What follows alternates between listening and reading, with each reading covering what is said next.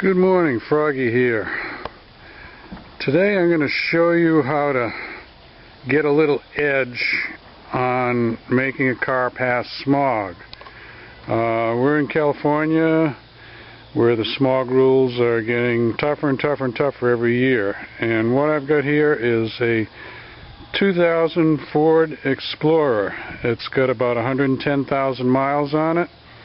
It's a V6 single overhead cam engine. It's stock. Nothing modified on it. Recently I did put some plugs and plug wires in it, which it was due for at 100,000 miles. And other than that, regular oil changes, air filter, regular gas. So we're going to see if we can get this to pass smog today. Okay, the next thing we're doing here is we're filling up the tank with high-test gasoline. I apologize for the background noise, but all the gas stations these days seem to think they have to bombard you with entertainment and advertising. I would rather just pump my gas and get out of there. But anyway, putting high-test gas in. High-test gas burns cleaner than regular gas. It has extra additives in it, and I'm using a brand name. It doesn't have to be this brand, but there are probably in your local area there are some good brand name gases. They tend to have more additives in them than the no-name gases. Next thing we're going to do is put some fuel injector cleaner in, and this one happens to be Chevron Techron. They also make one that is a concentrate, which I would recommend. This one is pretty good. The concentrate is better. So we're going to open that up, put it in the tank.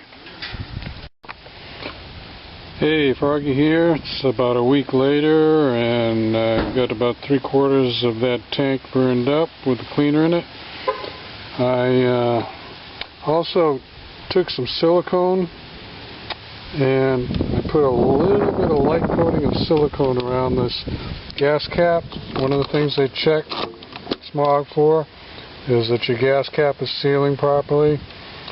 So, you know, they get dry.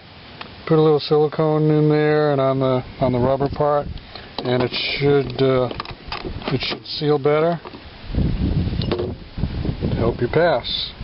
Now we're going to take it out on the freeway, and we're going to heat up the cap. Okay, we just pulled out of the smog test-only center. We passed. I will give you a recap when I get back to the garage on what we did to pass. Okay, so let's review what we did on this 2000 Explorer. It's got over 100,000 miles on it, about 110. I did do spark plugs and wires.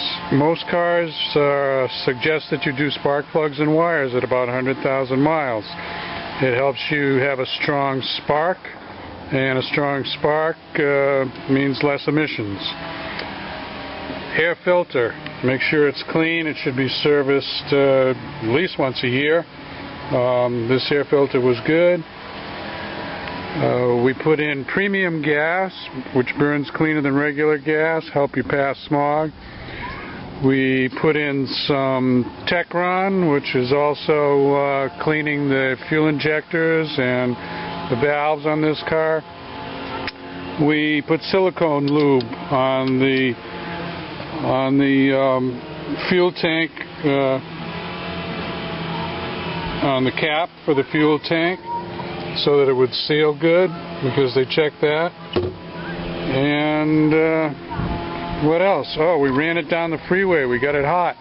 A hot catalytic converter, especially an older hot catalytic converter, will work better rather than a cold catalytic converter.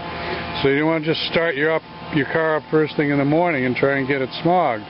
You want to get the catalytic converter hot.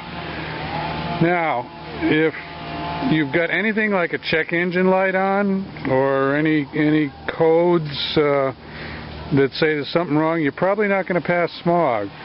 So if you have things that are broken, you need to get those things fixed before you try to pass smog. There we go. There's our test results. Pass and pass. So we're all set for 2 more years. This is Froggy thanking you. If this helped you, give me a thumbs up. If you want to see more of Froggy's channel, subscribe. Froggy out.